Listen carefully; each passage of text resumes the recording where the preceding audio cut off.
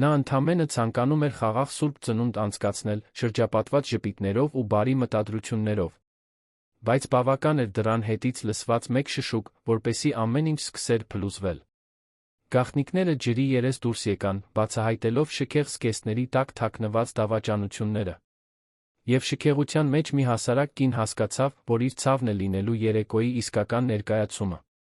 Եթե այս պատմությունը ձեզ հետաքրքրեց, մի մոռացեք բաժանորդագրվել ալիքին, ասեք, թե որ քաղաքից եք դիտում։ Շարունակենք։ Դեկտեմբերի 24-ի երեկոն Երանում իր հետ բերել էր ձմռանը բնորոշ սառնությունը, բայց կենտրոնում գտնվող Ավետիսյանների առանձնատանը ջեռուցման համակարգը պահպանում էր հաճելի ջերմաստիճան, որը հակադրվում էր միջավայրում սկսվող լարվածությանը։ Մարինեն ուղեց մետաքսե սպիտակ զգեստը, որը նրբագեղորեն իջնում էր իր 6 ամսական հղի փորի վրա։ Նա այդ զգեստն այնքան խնամքով էր ընտրել, ցանկանալով կատարյալ տեսք ունենալ ամուսնու ընտանիքի կողմից ամեն տարի կազմակերպվող սուրբծննդյան երեկույթին։ Դա երանյան էլիտայի կողմից սպասված իրադարձություն էր, Ավետիսյանների ավանդույթը, որը համախմբում էր գործարարների, քաղաքական գործիչների, հասարակության ազդեցիկ դեմքերի։ Նա նայեց իր արտացոլանքին ննջասենյակի հայելու մեջ։ 32 տարեկանում Մարինեն դեռ պահպանում էր այն նրբությունը, որը բնորոշ էր Լոռու մարզում պարզության մեջ մեծացած մարդուն, նախքան Արթուր Ավետիսյանի հետ ամուսնանալն ու մայրաքաղաք տեղափոխվելը։ Նրա շագանակագույն մազերը հավաքված էին ցածր կոկոնի մեջ, նա կրում էր միայն մարգարտե վզնոց, որը պատկանել էր իր մորը։ Պարզ, զուսպ, միշտ փորձում էր տեղավորվել այս շքեղ աշխարհում, որն իրականում երբեք իրենը չէր եղել։ Ներքից լսվում էր առաջին հյուրերի ժամանման աղմուկը։ Լարային քառյակն արդեն նվագում էր սուրբծննդյան մեղեդիներ, նրբաճաշակ գործիքավորմամբ։ Մատուցողները շրջում էին ֆրանսիական շամպայնով, նրբահամ կանապեներով, լի սկուտեղներով։ Ամեն ինչ համակարգում էր սկեսուրը, տիկին Հեղինեն, 60-ամյա մի կին, որն այդ տունն ու ընտանիքը ղեկավարում էր երկաթե ձեռքով այն օրվանից, ինչ այրացել էր ավելի քան 1 տասնամյակ առաջ։ Մարինեն խորը շունչ քաշեց, զգուշորեն իջավ աստիճաններով, բռնած բազրիքից։ Հղիությունը դանդաղեցրել էր նրա շարժումները, դարձրել ավելի զգուշավոր։ Հասնելով գլխավոր սրահ, որը զարդարված էր ներկրված խաղալիքներով, շողշողացող լույսերով, լի գրեթե 4 մետրանոց տոնածառով, նա աչքերով փնտրեց Արթուրին։ Ամուսնուն գտավ մի խումբ գործարարների կողքին, ով աշխուժորեն ժեստեր էր անում, բիզնես քննարկելիս։ Նա նույնիսկ չնկատեց կնոջ ժամանումը։ Տիկին Հեղինեն, անթերի մուգ կանաչ զգեստով թանկարժեք զարդերով, որոնք կարծես իրենից ավելի ծանր էին, մոտեցավ Մարինեին այն սառը ժպիտով, որը երբեք չէր հասնում նրա աչքերին։ Սիրելիս, որքան լավ է, որ իջար։ Հյուրերը գալիս են։ Փորձիր այս անգամ ավելի շփվող լինել, լավ։ Գիտես, թե որքան կարևոր է ընտանիքի բիզնեսի համար, որ մենք լավ տպավորություն թողնենք։ Մարինեն պարզապես գլխով արեց, արդեն սովոր սկեսուրի ակնարկներին, թե ինքը երբեք բավականաչափ լավը չի լինի այդ ազգանվան համար։ Հաջորդ ժամերը ձգվեցին դատարկ ողջույնների մակերեսային խոսակցությունների հաջորդականությամբ։ Մարինեն ժպտում էր, ձեռքեր սեղմում, շնորհակալություն հայտնում հղիության կապակցությամբ շնորհավորանքների համար։ Բայց իրեն անտեսանելի էր զգում, պարզապես դեկորատիվ մի իր այս շքեղության տեսարանում։ Արթուրը շարունակում էր հեռու մնալ, չափազանց զբաղված իր կարևոր կապերով, որպեսզի նույնիսկ կնոջ ուղղությամբ նայի։ Ամեն ինչ սկսեց փլուզվել, երբ Մարինեն գիշերվա ժամը 10-ի մոտ գնաց լոգասենյակ։ Առանձնատան կողային միջանցքով վերադառնալիս նա ձայներ լսեց Արթուրի աշխատասենյակից։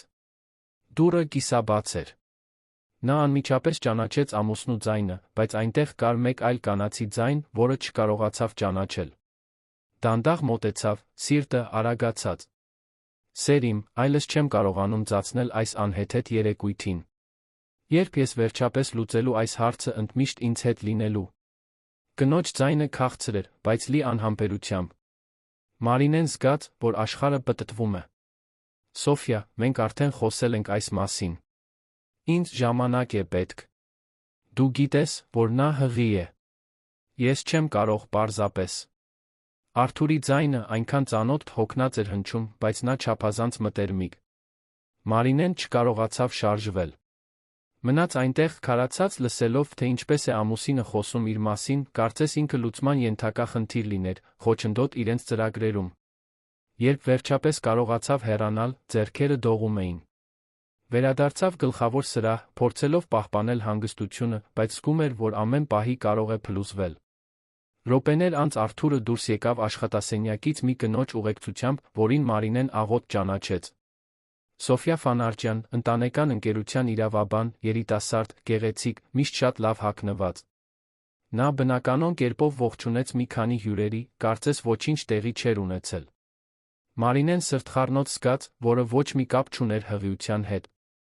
Փորձեց հեռանալ, գտնել մի հանգիստ անկյուն, որտեղ կարողանար մտածել, շնչել, մարսել այն, ինչ հենց նոր էր բացահայտել։ Բայց տիկին Հեղինեն հայտնվեց նրա կողքին, ամուր բռնելով թից։ Մարինե, որտեղ էիր։ Պետք է, որ Արթուրի կողքին կանգնես լուսանկարների համար։ Վոգ ամսագիրն այստեղ է։ Մարինեն ուզում էր գոռալ, ասել, որ այլս չի դիմանում, բայց պարզապես թույլ տվեց, որ իրեն տանեն այնտեղ, որտեղ ամուսինը կեցվածք էր ընդունել կարոր գործարարների հետ։ Երեկոն շարունակվեց այդ ցավալի կեղծիքի մեջ։ Մարինեն հետում էր, թե ինչպես են Արթուրն ու Սոֆյան սրահում հանցակցական հայացքներ փոխանակում։ Հետում էր, թե ինչպես է սկեսուրը ամեն ինչ ղեկավարում ամբարտավանությամբ, աշխատողներին վերաբերվելով կոպտորեն, իսկ հյուրերին հաշվարկված շողոքորթությամբ։ Իրեն խեղդված էր զգում այս միջավայրում, որտեղ բոլորը կատարյալ դիմակներ էին կրում։ Կեսգիշերին մոտ ամեն ինչ պայթեց։ Մարինեն կանգնած էր քաղցրավենիքի սեղանի մոտ, երբ Սոֆյան մոտեցավ, ձեռքին շամպայնի բաժակ։ Երկուսով առաջին անգամ կանգնեցին դեմ առ դեմ այդ երեկո։ Սոֆյայի աչքերը փայլում էին մարտահրավերի արամարանքի խառնուրդով։ Դու իսկապես կարծում ես, որ նա դեռ սիրում է քեզ։ Սոֆյայի ձայնը ցածր էր, բայց յուրաքանչյուր բառը դանակի սայրի պես էր։ Մարինե, դու խղճուկ ես։ Մի գավառացի, որը կարծում է, թե պատկանում է այս աշխարհին, միայն այն պատճառով, որ մատին մատանի է դրել։ Մարինեն զգաց, որ այտերը վառվում են։ Փորձեց հեռանալ, բայց Սոֆյան շարունակեց, այս անգամ ավելի բարձր տոնով, գրավելով մոտակա հյուրերի ուշադրությունը։ Նա ինձ ամեն ինչ պատմել է քո մասին, գիտես։ Թե որքան անվստահ ես, ուշադրության կարոտ, միշտ բողոքում ես։ Թե ինչպես է իրեն թակարդում զգում։ Իսկ այս երեխան։ Դա պարզապես քո հերթական թակարդն էր, նրան պահելու համար, այնպես չէ։ Մարդիկ սկսեցին շրջվել, դիտելու այդ տեսարանը։ Մարինեն զգում էր տասնյակ աչքեր իր վրա, բայց չէր կարողանում շարժվել, չէր կարողանում արձագանքել։ Սոֆյան մի քայլ առաջ արեց։ Գիտես, որն է ամենաթխուրը։ Այն, որ դու նույնիսկ չես հասկանում, որ արդեն պարտվել ես։ Նա իմն է, Մարինե։ Միշտ իմն է եղել։ Իսկ դու պարզապես ոչինչ ես։ Հենց այդ պահին տիկին Հեղինեն միացավ տեսարանին, բայց ոչ թե հարսին պաշտպանելու համար։ Ընդհակառակը։ Նա նայեց Մարինեին իրեն բնորոշ սառնությամբ այնքան բարձր խոսեց, որ բոլորը լսեն։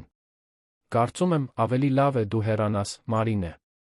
Անտեղի սկանդալ ես սարքում անհարմար դրության մեջ դնում բոլորիս։ Մարինեն փորձեց խոսել, բայց ձայնը դուրս չեկավ։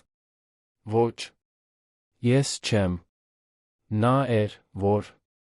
Սոֆյան բարձրացրեց բաժակը հաշվարկված ու դաժան շարժումով շամպայնը շփեց Մարինեի դեմքին։ Սառը հեղուկը հոսեց նրա դեմքով, պարանոցով, լելով սպիտակ զգեստը։ Սրահում բացարձակ լռություն տիրեց։ Ինչ-որ մեկը սկսեց նկարահանել բջջայինով։ Մարինեն կանգնած էր այնտեղ, անշարժ, նվաստացած բոլոր այդ դատապարտող հայացքների առաջ։ Արթուրը վերջապես մոտեցավ, բայց նրա խոսքերն ավելի կործանարար էին, քան դեմքին շփված շամպայնը։ Մարինե, Աստծու սիրուն, դու միշտ պետք է տեսարան սարքես։ Ինչու վեր չես բարձրանում ու հագուստդ փոխում։ Բոլորին անհարմար դրության մեջ ես դնում։ Նա նույնիսկ չհարցրեց, թե ինչ է պատահել, ոչ մի անհանգստություն չցուցաբերեց։ Պարզապես զայրացած էր նրա վրա, կարծես մեղավորը Մարինեն լիներ։ Տիկին Հեղինեն ավելացրեց. Ճիշտ է։ Դու հիստերիայի մեջ ես։ Հիմա բարձրացիր վեր, մինչ վերջնականապես չես փչացրել երեկույթը։ Մարդիկ սկսեցին շշնջալ։ Մարինեն շուրջը նայեց, փնտրելով որե կարեկցական հայացք, որե պաշտպանություն, բայց գտավ միայն հիվանդագին հետաքրքրասիրություն, անհարմարություն։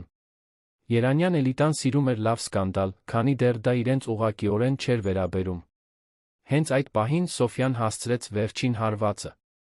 Նա հանեց բջջայինը, ցույց տվեց բոլոր մոտ կանգնածներին։ Սա, նայեք։ Սա նկարահանվել է 3 շաբաթ առաջ, նրանց ամուսնության տարեդարձից անմիջապես հետո։ Էկրանին Սոֆյայի Արթուրի մտերմիկ տեսանյութն էր, որը ակնհայտորեն նկարահանվել էր հյուրանոցի սենյակում։ Երեխան, որին նա կրում է, կարող է նույնիսկ նրանից լինել, բայց նրա սիրտը միշտ իմն է եղել։ Մարինեն զգաց, որ ոտքերը թուլանում են։ Ինչ-որ մեկը վերցրեց Սոֆյայի հեռախոսը, սկսեց տեսանյութը փոխանցել մյուսներին։ Րոպեների ընթացքում դա կլիներ երեկույթի բոլոր հեռախոսներում և համացանցում։ Մարինեն նայեց Արթուրին, սպասելով, որ նա կհերքի, կպաշտպանի կնոջն ու երեխային, որին սպասում էին։ Բայց նա պարզապես հայացքը փախցրեց, ամաչելով, այո, բայց ոչ նրա համար։ Ամաչելով նրանից։ Տեսնում ես, ինչ ստիպեցիր ինձ անել, Մարինե։ Քո մշտական ուշադրության կարոտով, քո անվստահությամբ։ Դու ինձ այնքան խեղդեցիր, որ ես ստիպված էի օդ գտնել այլ տեղ։ Տիկին Հեղինեն հավանության նշանով գլխով արեց։ Միշտ իմացել եմ, որ դու բավականաչափ ուժեղ չես այս աշխարհի համար, աղջիկ։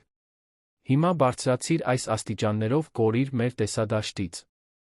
Գոնե այդքան արժանապատվություն ունեցիր։ Մարինեն զգաց, որ իր ներսում ինչ-որ բան կոտրվեց։ Դա միայն սիրտը չէր։ Դա ավելի խորն էր։ Դա այն պատկերն էր, որ նա ուներ իր ամուսնության, իր կյանքի մասին։ Ամեն ինչ սուտ էր։ Ամեն ինչ կեղծիք։ Նա ձեռքը տարավ փորին, որտեղ երեխան շարժվում էր։ Սուր ցավ զգաց, տարբերվող։ Խուճապը պատեց նրա կուրծքը։ Երեխաս։ Խնդրում եմ, ոչ։ Ոտքերը սկսեցին ծալվել։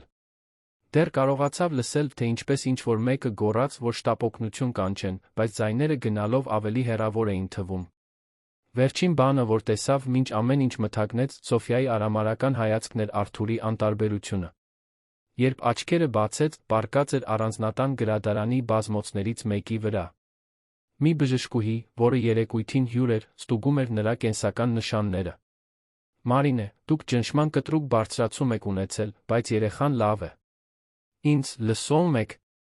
Մարինեն գլխով արեց, արցունքները լուր հոսում էին։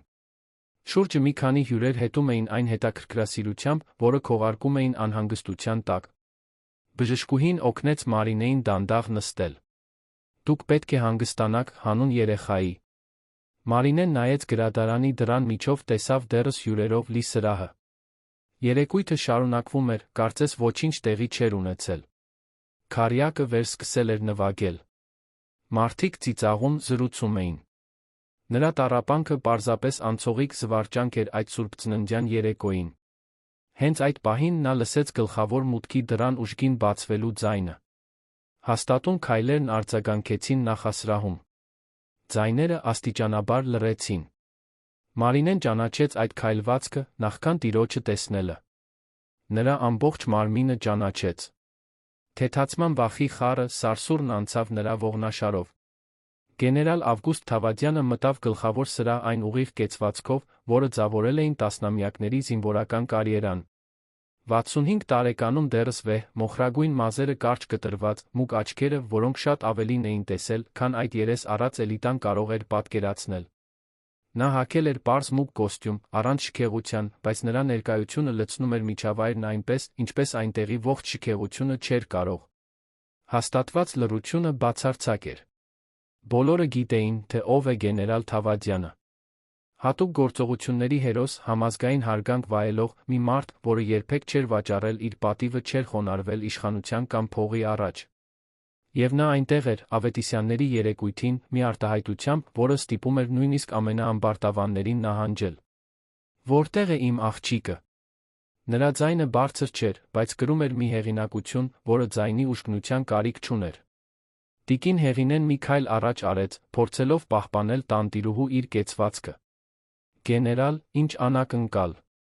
Չգիտեինք, որ կգաք։ Մարինեն հանգստանում է, նա վատացել էր։ Նա ընդհատեց կնոջը ընդամենը մեկ հայացքով։ Ես ձեզ չհարցրի։ Ես հարցրի, թե որտեղ է իմ աղջիկը։ Եվ ուզում եմ իմ աչքերով տեսնել, թե արդյոք նա լավ է։ Արթուրը փորձեց միջամտել, ձեռքը մեկնելով ողջույնի համար։ Գեներալ, ես գիտեմ, թե ով ես դու, Արթուր Ավետիսյան։ Եվ հստակ գիտեմ, թե ինչ տեսակի մարդ ես դու։ Հիմա տար ինձ իմ աղջկա մոտ։ Հիմա։ Մարինեն գրադարանից կարողացավ բժշկուհու օգնությամբ ոտքի կանգնել, քայլեց դեպի դուռը։ Հայրիկ։ Ձայնը դուրս եկավ թույլ, կոտրված։ Երբ գեներալը տեսավ աղջկան, լվաց զգեստով, լացից կարմրած աչքերով, դեռ խոնավ դեմքով, նրա արտահայտության մեջ ինչ-որ բան փոխվեց։ Զինվորական սառնությունը տեղի տվեց շատ ավելի վտանգավոր բանի։ Զսպված կատաղության։ Նա քայլեց դեպի Մարինեն, զգուշորեն գրկեց նրան, կարծես նա բյուրեղից լիներ։ Աղջիկս։ Ես այստեղ եմ հիմա։ Ոչ ոք այլս քեզ չի վիրավորի։ Մարինեն փլվեց հոր գրկում, բոլոր պաշտպանական պատնեշները, որ փորձել էր պահել, վերջապես փլուզվեցին։ Գեներալ Թավադյանը պահեց նրան, հետո նայեց սրահում գտնվող բոլորին։ Նրա հայացքն անցավ յուրաքանչյուր դեմքի վրայով, յուրաքանչյուր մարդու, որը դիտել էր իր աղջկա նվաստացումը, ոչինչ չէր արել։ Ինչ-որ մեկը հանգիստ կբացատրի ինձ, թե ինչ է տեղի ունեցել այստեղ այս գիշեր։ Եվ լավ ընտրեք բառերը, որովհետև իմ համբերությունը սպառվել է։ Հաջորդած լռությունը լի էր լարվածությամբ։ Եվ Մարինեն, նույնիսկ ցավի ու հուսահատության մեջ, առաջին անգամ այդ գիշեր զգաց, որ գուցե, միայն գուցե, այլս մենակ չէ։ Հավանում եք այս պատմությունը։ Ասացեք ինձ, թե ինչ կարծիքի եք այս պատմության մասին, ինչպես եք կարծում, թե այն կավարտվի։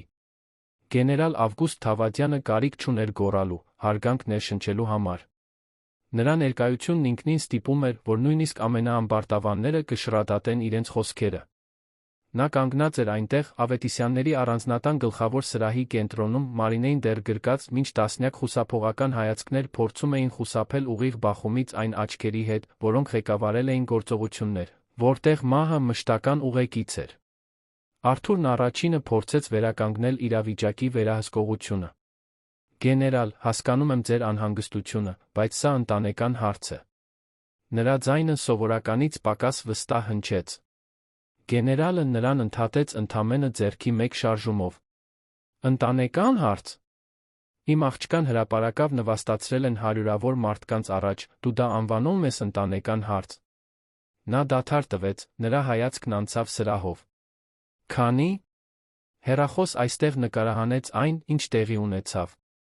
Քանիսն արդեն կիսվել են սոցցանցերում։ Եվ դու խոսում ես գաղտնիությունից։ Տիկին Հեղինեն մի քայլ առաջ արեց, փորձելով վերականգնել իր հեղինակավոր դիրքն այդ տանը։ Գեներալ Թավադյան, ողջ հարգանքով, ձեր աղջիկը հիստերիկ նոպա ունեցավ, անհարմարություն պատճառեց մեր հյուրերին։ Նրան հոգեբանական օգնություն է պետք, դա ակնհայտ է։ Մենք չենք կարող։ Գեներալի հայացքը նրա վրա սուր էր, ինչպես դանակի սայրը։ Տիկին, դուք համարձակվեցիք իմ աղջկան հիստերիկ անվանել։ Այն բանից հետո, երբ թույլ տվեցիք, որ նրան հարձակման ենթարկեն, վիրավորեն, նվաստացնեն ձեր իսկ տանը։ Դուք, որ ձեզ համարում եք այն մարդու մայրը, ում հետ նա ամուսնացած է։ Հաստատված լռությունն այնքան խիտ էր, որ կարելի էր լսել անհարմար վիճակում գտնվող հյուրերի հագուստի խշխշոցը։ Սոֆյան, որը մինչ այդ երկրորդ պլանում էր մնացել, փորձեց զգուշորեն հեռանալ դեպի ելքը։ Ոչ այդքան արագ։ Գեներալի ձայնը սառեցրեց նրան տեղում։ Դու, երիտասարդ, վերադարձիր այստեղ։ Հիմա։ Սոֆյան դանդաղ շրջվեց, փորձելով պահպանել անմեղության արտահայտությունը։ Ես ոչինչ չեմ արել։ Նա էր, որ սկսեց սկանդալ սարքել։ Գեներալը քայլեց, մինչ կանգնեց նրա դիմաց, նույնիսկ առանց նրան դիպչելու, Սոֆյան երկու քայլ հետ գնաց։ Դու խմիչք ես լցրել իմ հղի աղջկա դեմքին։ Դու ցույց ես տվել նրա ամուսնացած տղամարդու մտերմիկ տեսանյութեր այս ամբողջ ժողովրդի առաջ։ Դու նրան ոչինչ ես անվանել։ Նրա ձայնը ցածր էր, զուսպ, բայց յուրաքանչյուր բառը կրում էր տասնամյակների զինվորական կարգապահության կողմից զսպված կատաղության ծանրությունը։ Հյուրերից մեկը, հայտնի գործարար, համարձակվեց միջամտել։ Գեներալ, գուցե ավելի լավ է սա առանձին քննարկենք։ Մենք չենք ուզում, որ… Գեներալը շրջվեց դեպի նա։ Ինչ չենք ուզում։ Որ ճշմարտությունը բացահայտվի։ Որ բոլորն այստեղ տեսնեն, թե իրականում ինչպիսի մարդիկ եք։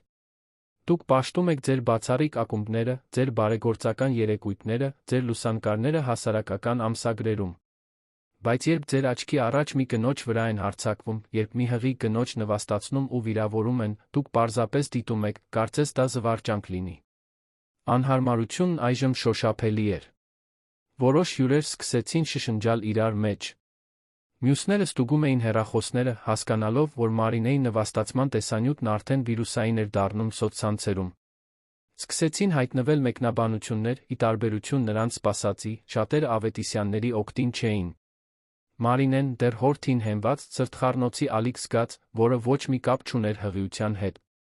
Տեսնում էր, թե ինչպես է իր ամենավատ պահը տարածվում հազարավոր մարդկանց կողմից, իր ցավը ցուցադրվում որպես ներկայացում։ Գեներալը նկատեց աղջկա դողը։ Հանգիստ, աղջիկս։ Շնչիր։ Մենք կլուծենք սա։ Նա նշան արեց դեռ ներկա գտնվող բժշկուհուն։ Բժիշկ, խնդրում եմ, մի պահ մնացեք իմ աղջկա հետ։ Գեներալն այնուհետ քայլեց դեպի Արթուրը, որն այդ գիշեր առաջին անգամ իսկապես անհանգիստ տեսք ուներ։ Որքան ժամանակ։ Հարցը անակնկալի բերեց Արթուրին։ Ինչ։ Որքան ժամանակ ես դավաճանում իմ աղջկան այս կնոջ հետ։ Արթուրը բերանը բացեց, փակեց, փորձեց բառեր գտնել։ Ես։ Մենք։ Սա բարդ է։ Բարդ չէ։ Պարզ է։ Որքան ժամանակ։ Սոֆյան, վերականգնելով ամբարտավանության մի մասը, միջամտեց։ 2 տարի։ 2 տարի է, ինչ Արթուրն ու ես միասին ենք։ Եվ նա մինույնը լքելու էր նրան։ Այս երեխան պարզապես նրա հուսահատ փորձն էր, նրան պահելու համար։ Գեներալը դանդաղ շրջվեց դեպի նա։ 2 տարի։ Ուրեմն այս ամբողջ ընթացքում դուք երկուսդ խաբել եք իմ աղջկան։ Ստիպել եք նրան հավատալ, որ ունի ամուսնություն, ընտանիք։ Իսկ դու։ Նա նայեց Արթուրին։ Դու թույլ ես տվել, որ կինդ մենակ գնա բժշկական զննումների, մենակ պլանավորի երեխայի սենյակը, երազի մի ապագայի մասին, որը դու արդեն գիտեիր, որ գոյություն չի ունենալու։ Տիկին Հեղինենս մեկ անգամ փորձեց պաշտպանել որդուն։ Գեներալ, դուք չեք հասկանում։ Ամուսնությունները բարդ են։ Երբեմն մարդիկ հեռանում են։ Բարդ։ Տիկին, գիտեք, ես ինչն եմ բարդ համարում։ Փրկարարական գործողությունները թշնամու տարածքում։ Բանակցությունները առանգողների հետ։ Պայթուցիկների վնասազերծումը վայրկյանների ընթացքում։ Սա է բարդ։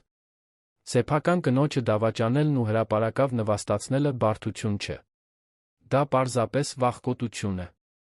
Հենց այդ պահին գեներալը գրպանից հանեց հեռախոսը։ Դուք կարծում եք, որ շատ խելացի եք, այնպես չէ՞։ Կարծում եք, որ վերահսկում եք պատմությունը, որ կարող եք շահարկել ճշմարտությունը։ Բայց մոռացել եք մի փոքր մանրամասն։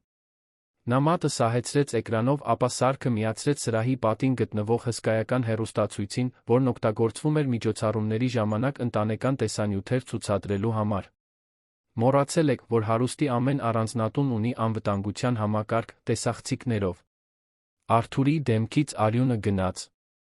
Գեներալ, այդ պատկերները մասնավոր են, դուք չեք կարող։ Մասնավոր։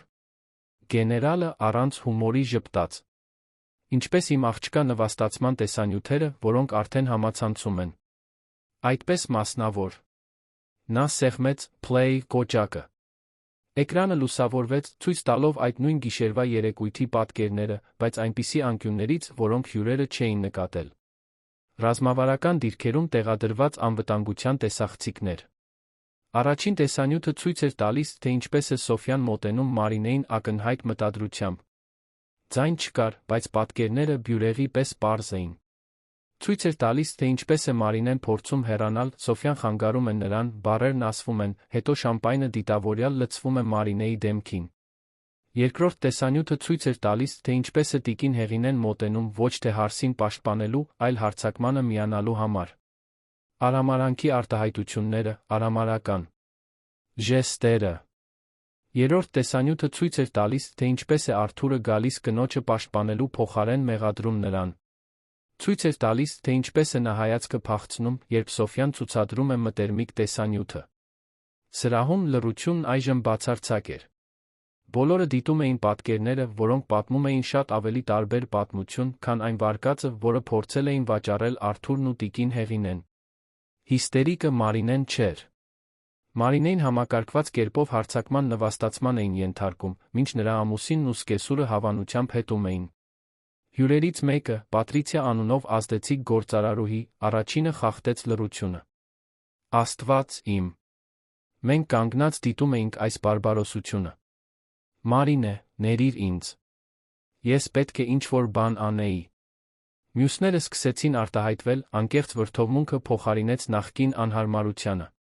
Հեռախոսները նորից բարձրացվեցին, բայց այժմ ջնջելու նվաստացման տեսանյութերը նկարահանելու գեներալի պատասխանը։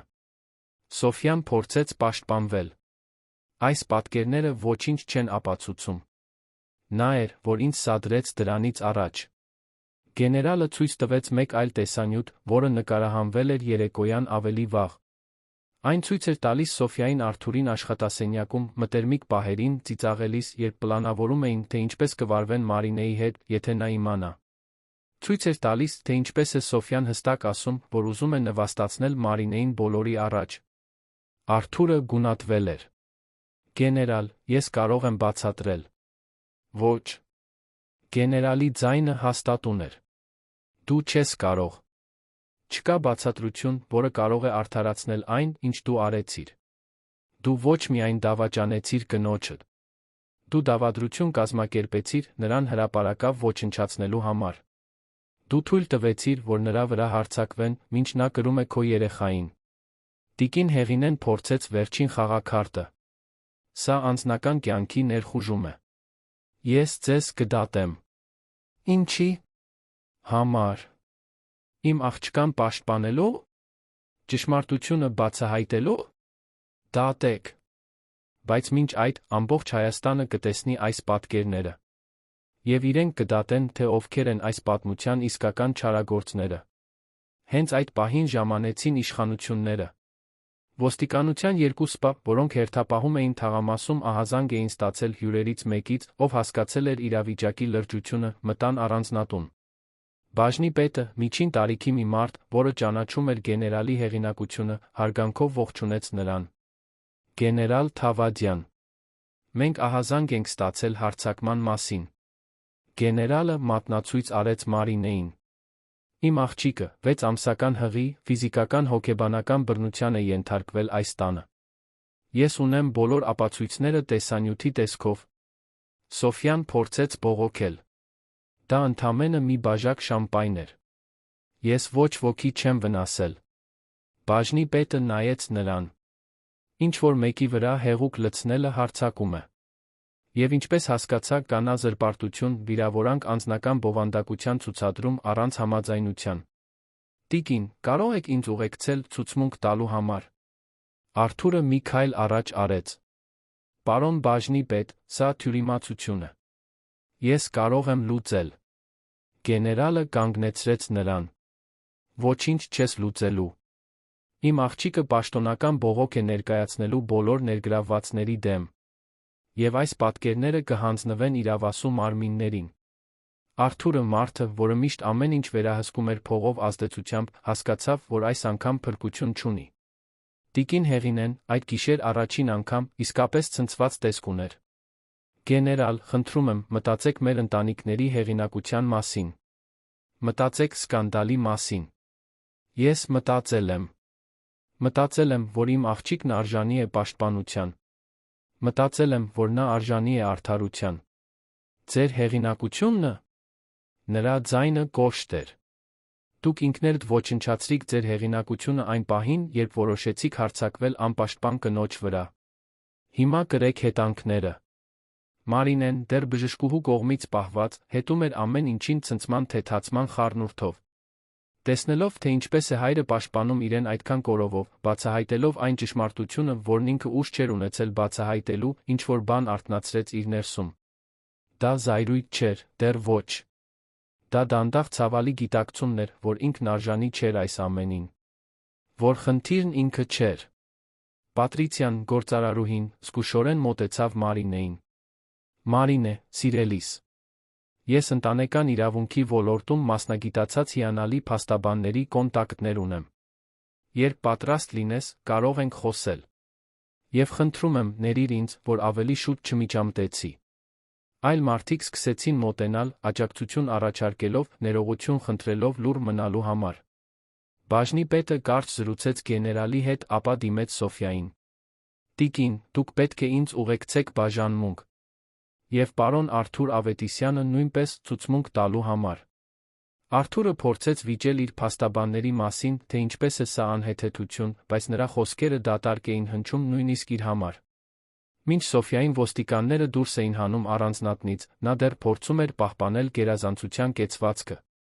«Սրանից ոչինչ դուրս չի գա։ Դուք կտեսնեք»։ Բայց նրա ձայնը դողում էր, բոլորը դա նկատեցին։ Մարինեն հետեց նրա հեռանալուն տարօրինակ բան զգաց։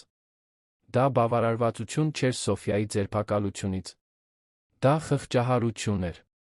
Խղճահարություն մեկի հանդեպ, ով այնքան դատարկ էր ներսից, որ կարիք ուներ ուրիշներին ոչնչացնելու, իրեն կարոր զգալու համար։ Գեներալը վերադարձավ աղջկա մոտ, որն այժմ նստած էր բազմոցին, բժշկուհու օգնությամբ ջուր խմելով։ «Աղջիկս, ուզում ես հիվանդանոց գնալ ամբողջական հետազոտության»։ Բժշկուհին այստեղ ասաց, որ երեխան լավ է, բայց… Մարինեն թեթակի գլխով արեց։ «Պարզապես ուզում եմ այստեղից գնալ, հայրիկ։ Խնդրում եմ, հանիր ինձ այս վայրից»։ Գեներալը գլխով արեց։ «Գնացինք։ Քեզ կտանեմ իմ տուն, Դիլիջան։ Այնտեղ դու խաղաղություն կգտնես վերականգնվելու համար»։ Տիկին Հեղինեն, որը մինչ այդ լուռ էր մնացել ոստիկանության ժամանումից հետո, վերջին անգամ խոսեց. «Նա ամուսնացած է իմ որդու հետ։ Պարտականություններ ունի։ Այս երեխան Ավետիսյան է»։ Գեներալը նայեց նրան մի արտահայտությամբ, որը ստիպեց կնոջը նահանջել։ «Այս երեխան իմ թոռն է։ Եվ կմեծանա ձեզ նման մարդկանցից հեռու։ Հիմա, եթե թույլ կտաք, ես կխնամեմ իմ աղջկան։ Մի բան, որ դուք պետք է անեիք ի սկզբանե»։ Մինչ գեներալն օգնում էր Մարինեին ոտքի կանգնել, ուղեկցում էր նրան դեպի ելքը, առանձնատանը մնացած հյուրերը լուռ հետում էին։ Ավետիսյանների Սուրբ Ծննդյան երեկույթը, որն ավանդաբար երանյան էլիտայի կողմից տարվա ամենասպասված իրադարձությունն էր, կմտներ պատմության մեջ։ Բայց ոչ այն պատճառներով, որոնք կցանկանար տիկին Հեղինեն։ Դրսում գիշերը դեռ ցուրտ էր։ Մարինեն շնչեց գիշերային օդը զգաց, կարծես առաջին անգամ էր շնչում երկար ժամանակ։ Հայրն օգնեց նրան նստել մեքենան, զգուշորեն ամրացնելով անվտանգության գոտին նրա փորի շուրջ։ «Ամեն ինչ լավ կլինի, աղջիկս։ Ես խոստանում եմ»։ Մարինեն նայեց հորը այդ սարսափելի գիշերվա ընթացքում։ Առաջին անգամ կարողացավ փոքրիկ ժպիտ արտահայտել։ Մինչ մեքենան հեռանում էր առանձնատնից, Մարինեն նայեց հետի պատուհանից։ Տեսնում էր երեկույթի դեռ վառվող լույսերը, դեռ զրուցող մարդկանց, աշխարհը, որը շարունակվում էր, կարծես ոչինչ տեղի չէր ունեցել։ Բայց ինչ-որ բան փոխվել էր։ Ինքն էր փոխվել։ Եվ մինչ ձեռքը տանում էր փորին, զգալով երեխայի շարժը, Մարինեն լուռ խոստում տվեց։ Իր որդին կմեծանա, իմանալով, որ ուժեղ մայր ունի։ Մի մայր, որն անցել է իր կյանքի ամենավատ գիշերվա միջով գոյատել։ Մի մայր, որն այլս երբեք թույլ չի տա, որ որևէ մեկը խլի իր ձայնը։ Գեներալ Ավգուստ Թավադյանի տունը Դիլիջանում գտնվում էր մի հանգիստ վայրում, շրջապատված սոճիներով, լեռների տեսարանով։ Դա մի ապաստան էր, որը նա գնել էր տարիներ առաջ, ակտիվ ծառայությունից թոշակի անցնելուց հետո, մի վայր, որտեղ կարող էր խաղաղություն գտնել տասնամյակների լարվածությունից, վտանգից հետո։ Այժմ, այդ սուրբծննդյան առավոտյան, տունը հյուրընկալել էր իր աղջկան դեռ չծնված թոռանը։ Մարինեն ուշ արթնացավ, մարմինը դեռ ծանր էր նախորդ գիշերվա սթրեսից։ Մի քանի վայրկյան պահանջվեց հիշելու համար, թե որտեղ է, հասկանալու, որ այլս Ավետիսյանների առանձնատանը չէ, այլս թակարդված չէ այդ կեղծիքի դաժանության աշխարհում։ Արի լույսը ներս էր թափանցում կտավե վարագույրներից, փափուկ մխիթարող։ Նա ձեռքը տարավ փորին, զգաց երեխայի շարժը, հիշեցում, որ կյանքը շարունակվում է։ Դանդաղ իջավ աստիճաններով, գտավ հորը խոհանոցում, սուրճ պատրաստելիս։ Գեներալը, միշտ այնքան վեհ լուրջ հանրության առաջ, ուներ մի կողմ, որը քչերն էին ճանաչում։ Տանը նա պարզապես իր աղջկա համար անհանգստացող հայր էր։ «Բարի լույս, լավ քնեցիր»։ Մարինեն նստեց սեղանի մոտ։ «Ավելի լավ, քան սպասում էի։ Շնորհակալ եմ, հայրիկ։ Ամեն ինչի համար»։ Նա մի բաժակ երիցուկի թեյ դրեց նրա առաջ, առանց կոֆեինի, հղիության պատճառով։ «Շնորհակալության կարիք չկա։ Քեզ պաշտպանելն իմ պարտքն է»։ Նրանք հարմարավետ լռության մեջ նախաճաշեցին։ Մարինեն էր, որ վերջապես խախտեց լռությունը։ Ինչ է լինելու հիմա։ Արթուրի, Սոֆյայի, ամեն ինչի հետ։ Գեներալը մի կում արեց իր սուրճից։ Սոֆյային մեղադրանք է առաջադրվել հարձակման, վիրավորանքի, զրպարտության անձնական բովանդակության տարածման համար։ Արթուրը նույնպես հետաքննության տակ է։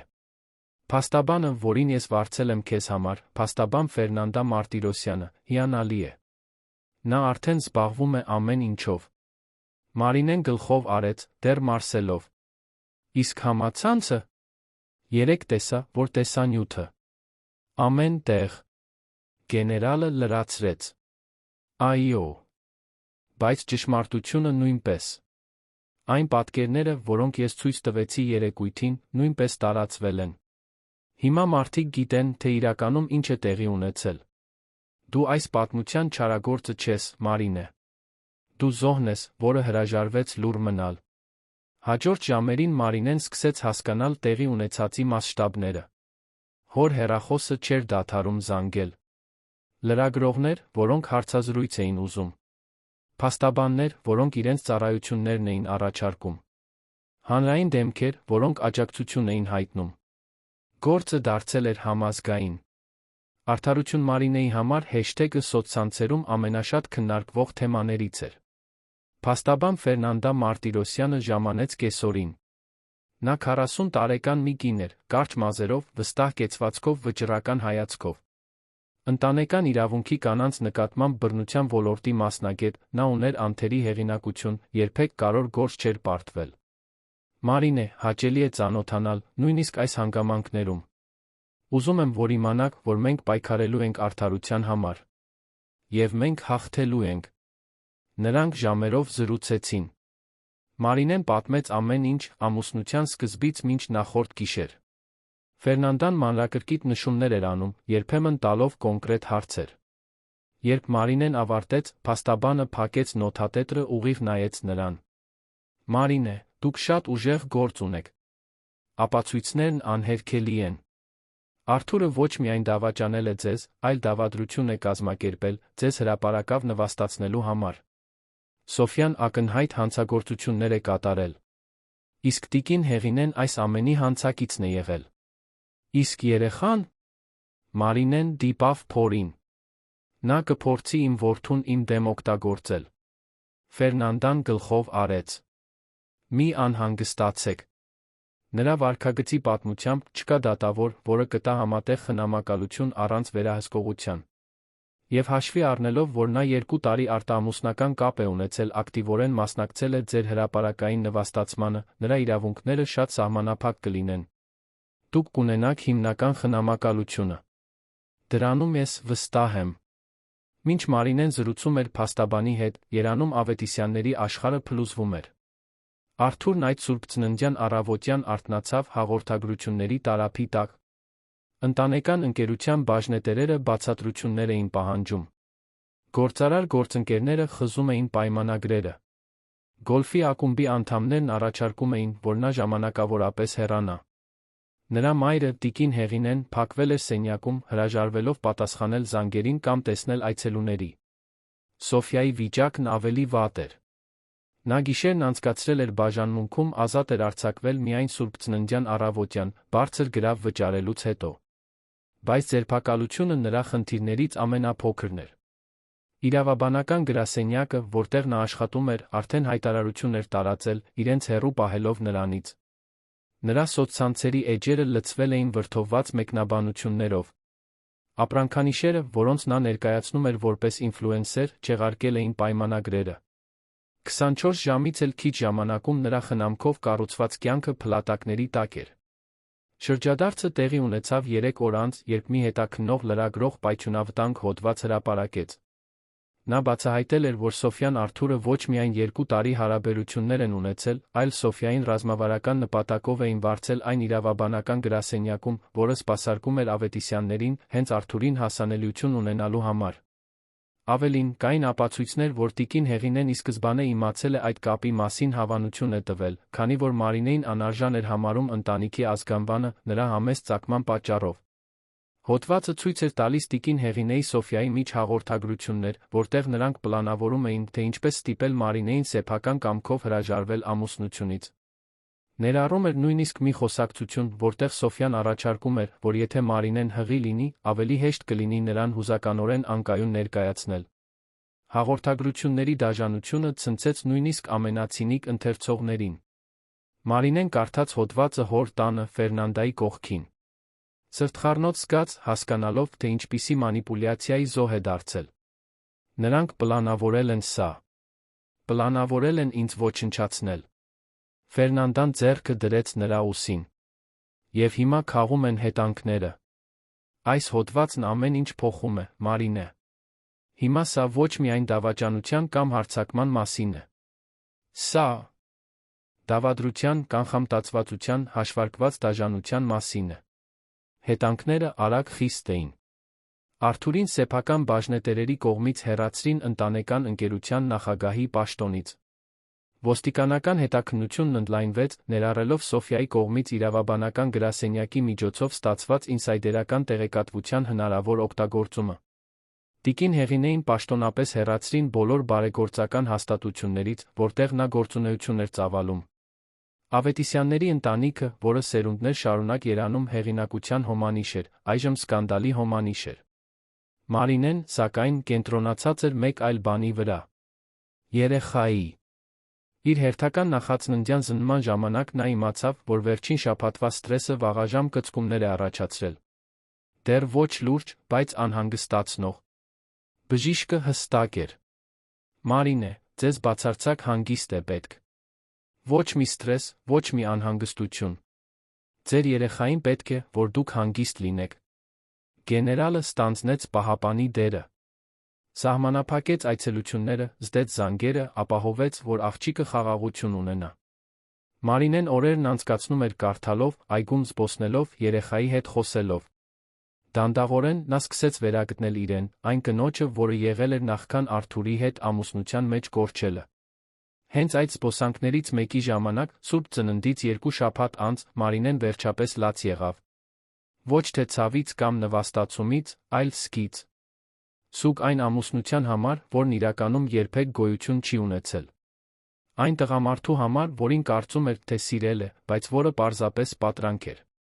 Այն ընտանիքի համար, որը երազում էր ունենալ Ավետիսյանների հետ։ Հայրը գտավ նրան այգու նստարանին նստած, արցունքները լուռ հոսում էին։ Նա նստեց նրա կողքին, ոչինչ չասելով, պարզապես առաջարկելով իր ներկայությունը։ Մի քանի րոպե անց Մարինեն խոսեց. Ես այնքան հիմար էի, հայրիկ։ Ինչպես չտեսա։ Ինչպես չնկատեցի։ Գեներալը գլխով արեց։ Դու հիմար չէիր։ Դու վստահեցիր։ Դու սիրեցիր։ Դա թուլություն չէ, դա քաջություն է։ Այն, ինչ նրանք արեցին, մանիպուլյացիան, դաժանությունը, ահա դա է թուլությունը։ Մարինեն նայեց հորը։ Կարծում ես, մի օր կկարողանամ նորից ինչ-որ մեկին վստահել։ Կարծում եմ, դու նախ կսովորես վստահել ինքդ քեզ։ Եվ երբ դա տեղի ունենա, դու պատրաստ կլինես որոշելու, ուզում ես թե ոչ թույլ տալ մեկ ուրիշին մտնել քո կյանք։ Բայց հիմա դու պետք է կենտրոնանաս քո իմ թոռան վրա։ Երանում Արթուրը վերջապես փորձեց կապ հաստատել Մարինեի հետ։ Ոչ անձամբ, նա չէր համարձակվի դիմակայել գեներալին, այլ փաստաբանների միջոցով։ Ուզում էր խոսել երեխայի, ապագայի, հաշտության հնարավորության մասին։ Ֆերնանդան ցույց տվեց Արթուրի փաստաբանների նամակը Մարինեին։ Նա հուսահատված է։ Ընկերությունը խորտակվում է։ Նրա հեղինակությունը ոչնչացված է։ Սոֆյան լքել է նրան։ Նա կարծում է, որ դու ես իր խնդիրների լուծումը։ Մարինեն կարդաց նամակը մի հանգստությամբ, որը զարմացրեց իրեն։ Նա խոսում է երեխայի մասին, կարծես նա իր սեփականությունը լինի։ Կարծես ես պետք է վերադառնամ, որովհետև հիմա նա մենակ է զղջում է։ Ոչ մի անգամ չի նշում, թե ինչ է արել ինձ հետ։ Ներողություն չի խնդրում այն ամենի համար, ինչ պատճառել է ինձ։ Պարզապես ուզում է, որ ես կարգի բերեմ այն խառնաշփոթը, որն ինքն է ստեղծել։ Ֆերնանդան ժպտաց։ Ուրեմն ո՞րն է քո պատասխանը։ Մարինեն երկար մտածեց։ Ասա նրան, որ երեխան կկրի Թավադյան ազգանունը, ոչ թե Ավետիսյան։ որ նա կարող է խնդրել վերահսկվող այցելություններ ծնվելուց հետո, եթե ապացուցի, որ թերապիա է անցնում հուզական վիճակում է հայր լինելու համար։ Իսկ ինչ վերաբերում է հաշտությանը, նա դադար տվեց։ Հնարավորություն չկա։ Իմ կյանքի այդ գլուխը փակված է։ Ֆերնանդան հավանության նշանով գլխով արեց։ Կատարյալ է։ Ես կկազմեմ պաշտոնական պատասխանը։ Մարինե, դու գտնում ես քո ձայնը։ Եվ դա ուժեղ ձայն է։ Երբ Մարինեն մենակ մնաց փաստաբանի հեռանալուց հետո, նա նայեց իրեն հայելու մեջ։ Տեսնում էր մի կնոջ, որը տարբերվում էր նրանից, ում նվաստացրել էին Սուրբ Ծննդյան երեկույթին։ Դեռ կրում էր ցավի հետքերը, բայց նա կրում էր ինչ-որ նոր բան։ Վճռականություն։ Ուժ։ Դիմացկունություն։ Նա ձեռքը տարավ փորին, որտեղ երեխան աճում էր ուժեղ առողջ, չնայած ամեն ինչին։ Իր որդին լինելու էր իր նոր սկիզբը։ Ոչ թե մի միջոց պահելու մի տղամարդու, որը երբեք իրեն իսկապես չի սիրել, այլ մի պատճառ դառնալու իր լավագույն տարբերակը։ Մի պատճառ պայքարելու, աճելու, ցույց տալու, որ ինքը շատ ավելին է, քան նրանք, ովքեր փորձել են ոչնչացնել իրեն, երբեք կարող էին պատկերացնել։ Այդ գիշեր Մարինեն ընտրեց հոր հետ պատշգամբում, դիտելով լեռների վրայի աստղերը։ Հունվարյան ցուրտ օդը Դիլիջանում մխիթարող էր։ Գեներալը բնական հյութ մատուցեց նրան իր համար գարեջուր վերցրեց։ Նրանք լուռ կենաց ասացին. Հայրիկ, շնորհակալ եմ, որ երբեք չհանձնվեցիր իմ հարցում։ Նույնիսկ երբ ես ինքս էի հանձնվել։ Նա ժպտաց, հազվագյուտ անկեղծ ժպիտով։ Աղջիկս, ես իմ կյանքն անցկացրել եմ այս երկիրը պաշտպանելով։ Բայց քեզ պաշտպանելը միշտ եղել է, միշտ կլինի իմ ամենակարևոր առաքելությունը։ Մի օր նա անսպասելի այցելու ունեցավ։ Կլարան, իր լավագույն ընկերուհին համալսարանական տարիներից, ում հետ կապը կորցրել էր ամուսնությունից հետո։ Մարինե, ես եկա, հենց որ տեսա նորությունները։ Կլարան ամուր գրկեց նրան։ Ինչու երբեք ինձ չպատմեցիր, թե ինչի միջով ես անցնում։ Մարինեն զգաց, որ արցունքները վերադառնում են։ Ես ամաչում էի։ Կարծում էի, որ դա իմ մեղքն է։ Կլարան ընկերուհու դեմքը բռնեց ձեռքերի մեջ։ Այս ամենում ոչինչ քո մեղքը չէր։ Ոչինչ։ Նա ընտրեց դավաճանել քեզ։ Նա ընտրեց նվաստացնել քեզ։ Դրանք նրա ընտրություններն էին, ոչ թե քոնը։ Երկուսով ամբողջ օրը զրուցեցին, ծիծաղեցին, հիշեցին համալսարանական տարիները, երբ Մարինեն դեռ երազում էր գրականության ուսուցչուհի դառնալ։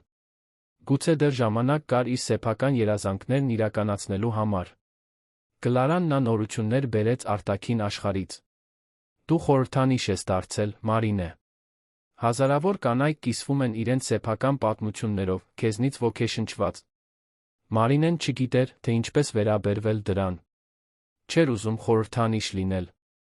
Պարզապես ուզում էր ինքն իրեն լինել։ Բայց գիտակցում էր, որ իր պատմությունը շատերին է հուզել։ Հաջորդ օրերին Մարինեն սկսեց մտածել ապագայի մասին այնպես, ինչպես նախկինում չէր կարողացել։ Զրուցեց Ֆերնանդայի հետ իր ֆինանսական իրավունքների մասին։ Որպես դավաճանված կին, նա իրավունք ուներ զույգի ունեցվածքի զգալի մասի։ Փաստաբանը հստակ էր։ Դուք կարիք չունեք փշրանքներ ընդունելու, Մարինե։ Դուք իրավունք ունեք այն ամենի կեսի, ինչ կառուցվել է ամուսնության ընթացքում։ Եվ հաշվի առնելով հանգամանքները, ես կարող եմ ավելիի համար պայքարել։ Մարինեն շատ մտածեց այդ մասին։ Չէր ուզում Ավետիսյանների փողը վրեժի համար։ Բայց նա գիտակցում էր, որ ֆինանսական անվտանգության կարիք կունենա, իր որդուն մեծացնելու համար։ Որոշեց ընդունել միայն այն, ինչ արդարացի էր, ոչ ավել, ոչ պակաս։ Ուզում էր վերակառուցել իր կյանքն արժանապատվությամբ, ոչ թե պատերազմի ավարով։ Գեներալը նկատեց աղջկա փոխակերպումը։ Նա օրեցօր ավելի ուժեղ էր դառնում։ Դու այլս կարիք չունես, որ ես քեզ պաշտպանեմ։ Դու սովորել ես ինքդ քեզ պաշտպանել։ Մարինեն արցունքոտ աչքերով նայեց հորը։ Ես միշտ քո կարիքը կունենամ, հայրիկ։ Բայց սովորում եմ ուժեղ լինել։ Գեներալը հպարտությամբ գրկեց աղջկան։ Մինչ Մարինեն վերակառուցում էր իր կյանքը, երանում հետանքները շարունակվում էին։ Արթուրը կորցրեց կարևոր պայմանագրեր։ Տիկին Հեղինեին հեռացրին հաստատություններից։ Սոֆյան բախվում էր էթիկական հետաքննությունների։ Հետանքներն իրական էին երկարատ։ Մարինեն հետում էր այս նորություններին երկիմաստ զգացումով։ Հաճույք չէր զգում նրանց դժբախտությունից, բայց նա գիտակցում էր, որ հետանքներն անհրաժեշտ էին։ Գործողություններն ունեին արդյունքներ։ Դաժանությունն ուներ գին։ Եվ գուցե, միայն գուցե, մյուսները երկու անգամ կմտածեին, նախքան ինչ-որ մեկին հրապարակավ նվաստացնելը, տեսնելով, թե ինչ պատահեց Ավետիսյանների հետ։ Մի օր Մարինեն այգում էր, երբ ուժեղ գծկում զգաց։ Տարբերվում էր մյուսներից։ Շտապ կանչեց հորը։ Նրանք վազելով գնացին տեղի հիվանդանոց, որտեղ բժիշկները հաստատեցին. երեխան սկսում էր պատրաստվել ծնվելու։ Դեռ մի փոքր շուտ էր, բայց անվտանգ սահմաններում։ Մարինեն շուտով մայր կդառնար։ Այդ գիշեր հիվանդանոցում, սպասելիս, Մարինեն նամակ գրեց իր դեռ չծնված որդուն։ Պատմեց այն ամենի մասին, ինչի միջով անցել էր, դժվար ընտրությունների, այն սիրո մասին, որն արդեն զգում էր նրա հանդեպ։ Գրեց ուժի, արժանապատվության, երբեք անհարգալից վերաբերմունք չընդունելու մասին։ Գրեց նոր սկիզբների այն մասին, թե ինչպես է կյանքը միշտ երկրորդ հնարավորություն տալիս, երբ մենք քաջություն ենք ունենում փնտրելու այն։ Երբ ավարտեց նամակը, խնամքով ծալեց այն պահեց։ Մի օր, երբ որդին բավականաչափ մեծ լինի հասկանալու համար, նա ցույց կտա։ Եվ նա կիմանա, որ ծնվել է ոչ թե կատարյալ ամուսնությունից, այլ մի կնոջից, որն ընտրել է պայքարել իր սեփական արժեքի համար։ Եվ որ դա, հենց դա, արժանի ժառանգություն էր թողնելու համար։ Մինույն ժամանակ Երանում Ավետիսյանների առանձնատան լույսերն անջատված էին։ Մեծ տոնածառը դեռ հավաքված էր հյուրասենյակում, բայց ոչ ոք այլս նրան չէր նայում։ Արթուրը մենակ շրջում էր դատարկ սենյակներով, շատ ուշ հասկանալով իր ընտրությունների գինը։ Սոֆյան մեկ այլ մարզում էր, փորձելով վերակառուցել կյանքը ուշադրության կենտրոնից ամոթից հեռու։ Տիկին Հեղինեն շարունակում էր փակված մնալ իր սենյակներում, անկարող ընդունելու, որ իր արտոնությունների իշխանության աշխարհը փլուզվել է։ Իսկ Մարինեն, կինը, որին բոլորը փորձում էին լռեցնել, առաջին անգամ գտնում էր իր ձայնը։ Մի ձայն, որը կարիք չուներ գոռալու, լսելի լինելու համար։ Մի ձայն, որը խոսում էր արժանապատվության, ուժի, վերածննդի մասին։ Նրա պատմությունը հեռու էր ավարտվելուց։ Իրականում, այն նոր էր սկսվում։ 3 ամիս անց, ապրիլյան արոտ մի առավոտ, Մարինեն արթնացավ կանոնավոր կծկումներով։ Այս անգամ կեղծ տագնապ չէր։ Ժամանակն էր։ Գեներալը նրան հիվանդանոց տարավ այն հանգստությամբ, որով արդեն բախվել էր շատ ավելի սթրեսային իրավիճակների, բայց Մարինեն կարող էր տեսնել անհանգստությունը նրա աչքերում։ Ամեն ինչ լավ կլինի, աղջիկս։ Դու ուժեղ ես։ Եվ ես այստեղ կլինեմ ամբողջ ընթացքում։ Ծննդաբերությունը տեց 12 ժամ։ Ցավի, վախի, ուժի ժամեր, որոնք Մարինեն չգիտեր, որ ուներ։ Կլարան ժամանեց հիվանդանոց մնաց դռան մյուս կողմում, աջակցության հաղորդագրություններ ուղարկելով։ Ֆերնանդան նույնպես ծաղիկներ հաղորդագրություն ուղարկեց։ Դու կկարողանաս, մարտիկ։ Յուրաքանչյուր կծկում, որին Մարինեն դիմակայում էր, կարծես փոխաբերություն լիներ այն ամենի, ինչի միջով անցել էր վերջին ամիսներին։ Ցավ, որը պետք էր հաղթահարել, մյուս կողմն անցնելու համար։ Խավար, որին պետք էր դիմակայել, լույսը գտնելու համար։ Երբ վերջապես լսեց երեխայի լացը, Մարինեն փլվեց թեթացման ուրախության արցունքների մեջ։ Բժիշկը փոքրիկ մարմինը դրեց նրա գրկում։ Տղա է։ Առողջ կատարյալ։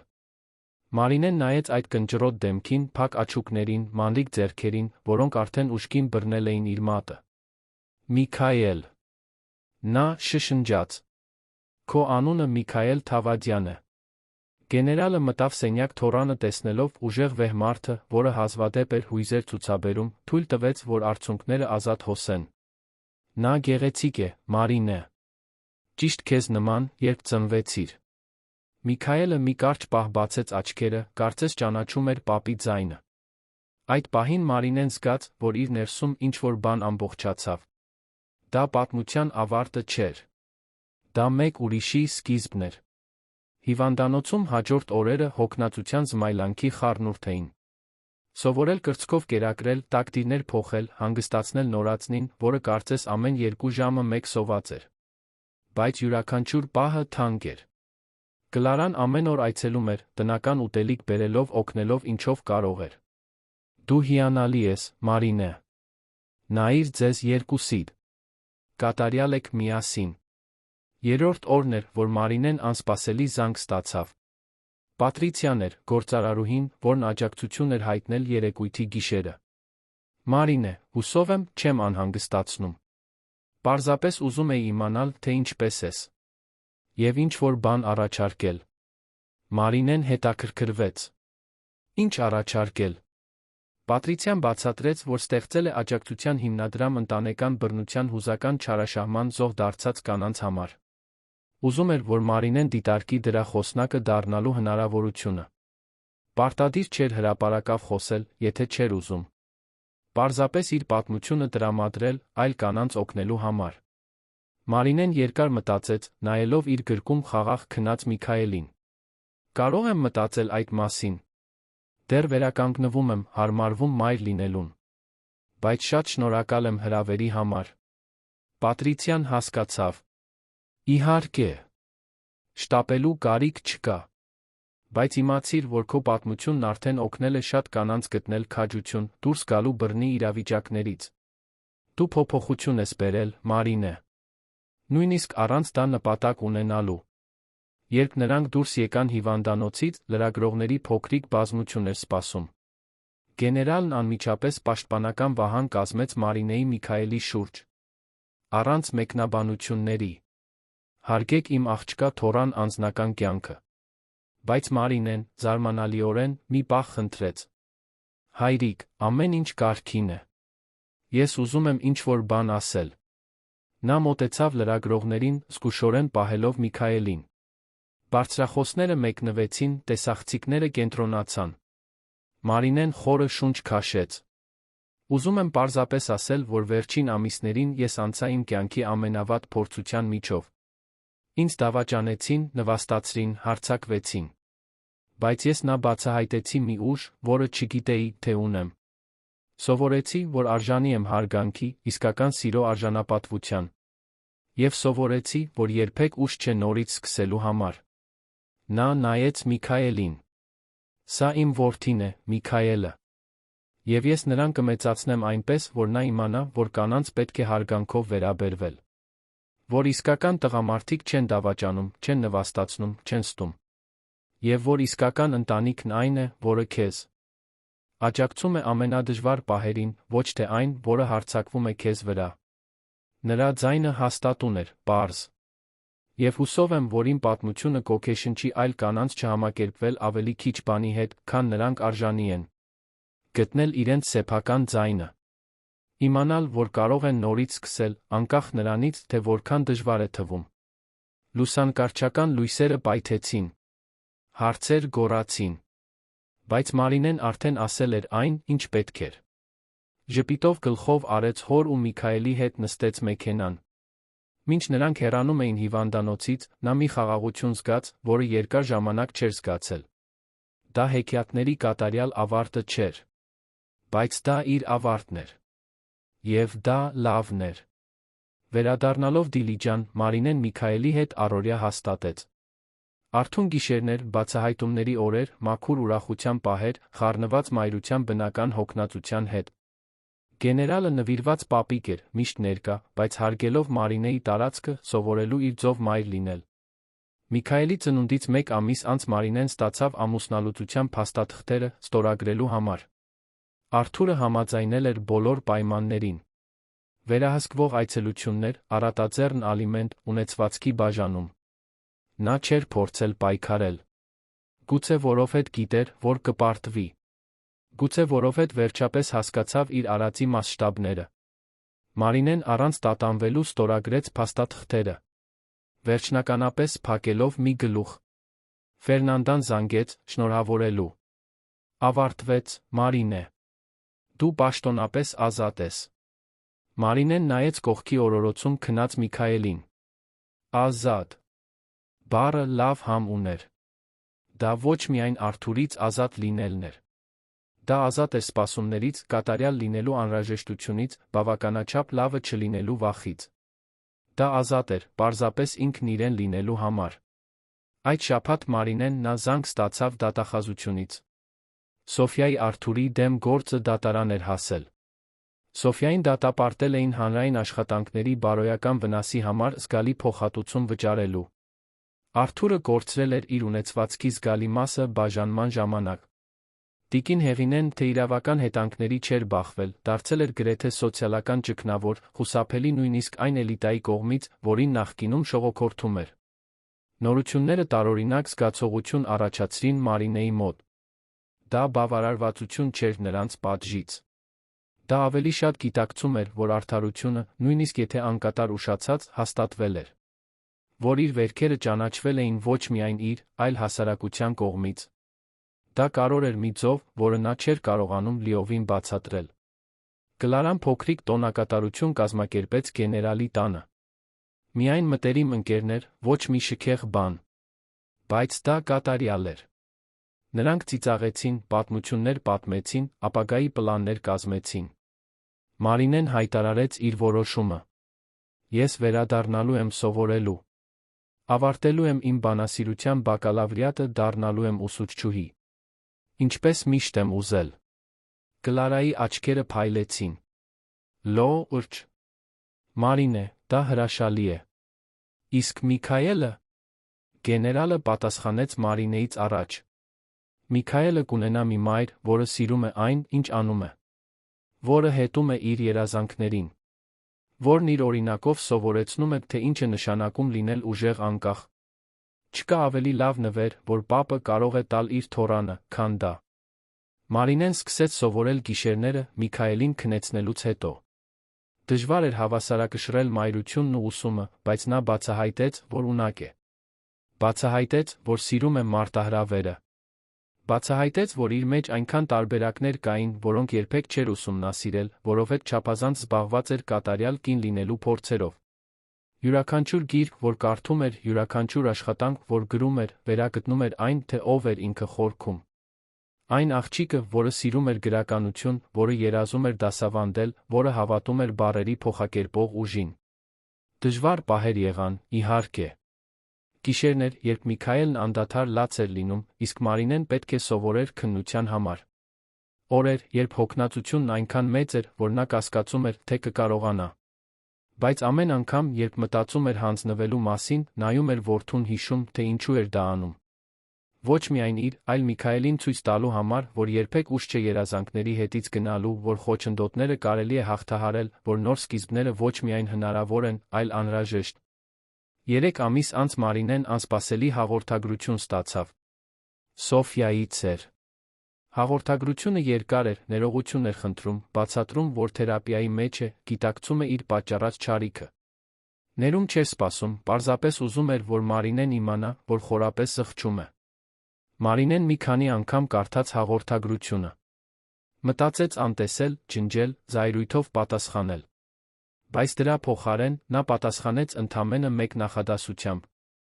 Հուսով եմ, դու խաղաղություն կգտնես, ավելի լավ մարդ կդառնաս։ Դա լիակատար ներում չէր։ Բայց դա ազատագրում էր։ Դա զայրույթի վրդովմունքի բեռը թողնելն էր, որը միայն իրեն էր վնասում։ Դա իսկապես առաջ շարժվելու ընտրությունն էր։ Որովհետև վրեժխնդրություն պահելը Մարինեն սովորել էր, նման էր թույն խմելուն, սպասելով, որ մյուսը մահանա։ Միայն ինքն իրեն էր թունավորում։ Արթուրը մի քանի անգամ փորձեց կապ հաստատել, միշտ միջնորդների միջոցով։ Ուզում էր ճանաչել որդուն, սկսել այցելությունները։ Մարինեն Ֆերնանդայի գեներալի հետ խորհրդակցելուց հետո համաձայնեց։ Բայց խիստ պայմաններով։